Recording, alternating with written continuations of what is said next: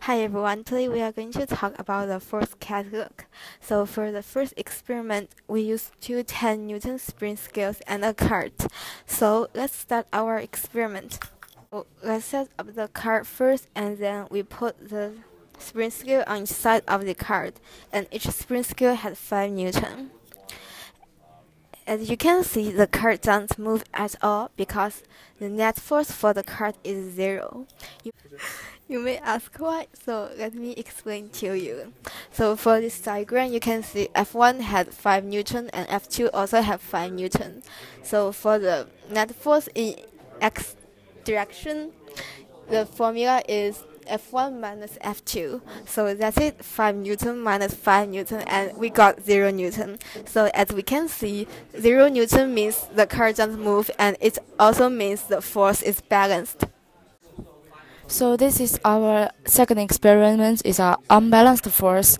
We set up the cars on a track, and when the left side is 5 newtons and the right side is also 5 newtons. Later on, we will put one weight on the left side. So let's put 1 newtons on the left side. We can see here the car is accelerating at first, then after time, here moves back. The car moves back, and why this will happen? Let me explain it to you. Because there's 6 newtons on the left side and 5 newtons on the right side, so we can calculate the net force in the x direction.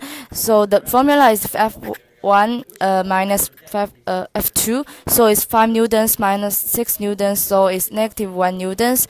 And x, we can see there's a negative sign on the answer net force, so the acceleration, the vector is going to the negative directions. Earth moves in the negative acceleration. The third experiment is the three force acting on the cart. We need three spring scales. So this is the material that we need for our third experiment. There's two spring scales set on the one side of the cart and one spring scale set on another side of the cart.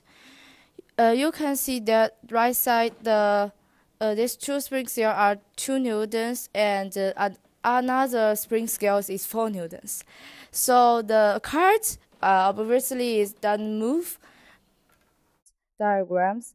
As we can see, the left side is the F3 4 newtons, and the right side is 2 newtons for two spring scales.